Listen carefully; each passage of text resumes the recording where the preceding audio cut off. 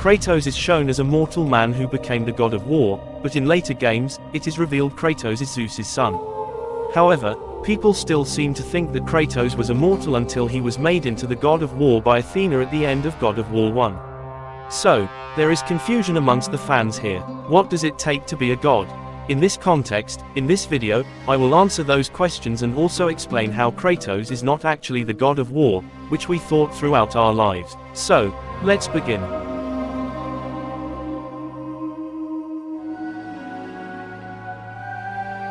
Kratos was born in Sparta and raised by Callisto alongside his brother Deimos, who was kidnapped by Ares. He seems like a normal boy who has a dream of becoming a Spartan one day, even though he was born a god, confirmed by Kratos himself in God of War 4. But the truth is, I was born a god. So, that statement is self-explanatory that Kratos was always a god. In God of War 1, Kratos kills Ares, and Athena makes him the god of war, which is how we thought he became a god. But no, he was always a god, even as a kid.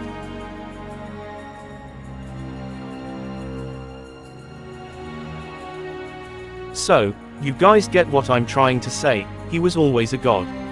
But the god of what? I'll answer, but first, let's confirm how Kratos became the god of war first. So, I think Athena always knew that Kratos was a god, but there was no way he would be able to sit with the gods. When Kratos killed Ares, Athena gave him the title of the god of war, despite not being the god of war. But Kratos' godhood is not far off.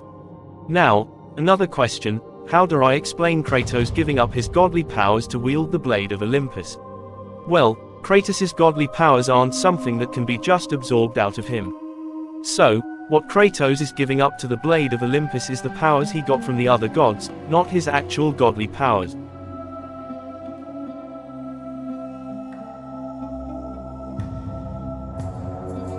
When Gaia says, "You are no longer a god, Kratos," he was just stripped away of the title as the god of war, but he was indeed still a god.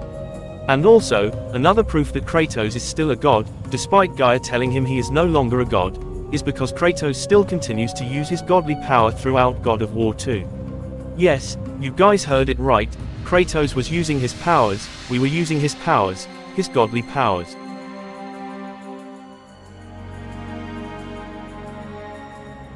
If you guys have watched my videos, you know how shitty I am at explaining sometimes.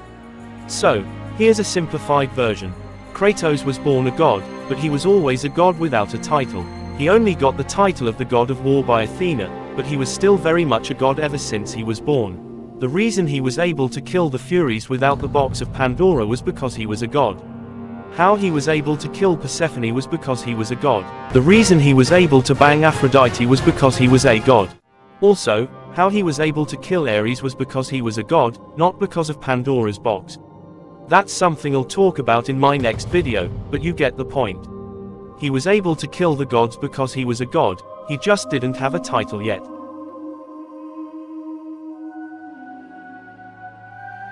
Now you guys understand that Kratos was born a god and was always a god. Now, let's discuss what is Kratos' true godhood. What domain falls under his godhood? What is he the true god of? Kratos is the god of weapon mastery. Kratos is the god of weapon mastery.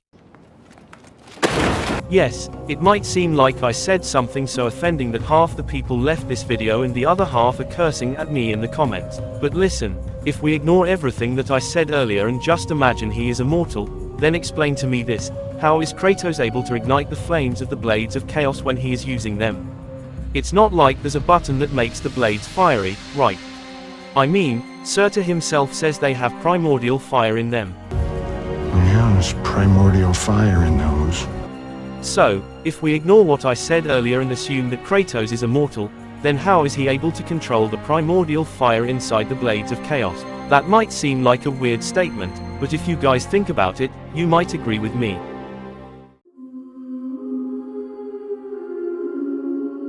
If we fast forward a bit to Chains of Olympus where Kratos takes the gauntlet of Zeus and the shield of Helios, Kratos is able to use them as if he owned them.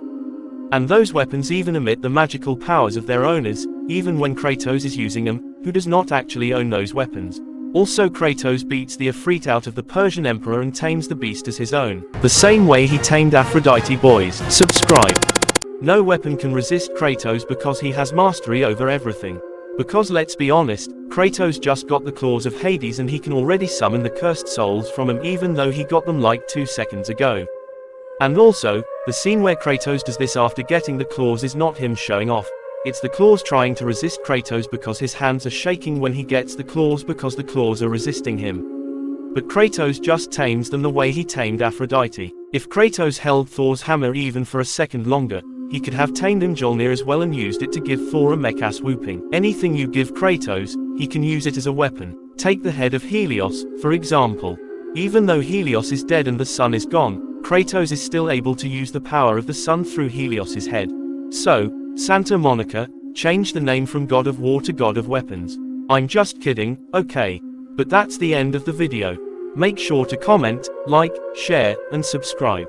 And please do comment, I like reading all of your comments. Tata, bye bye.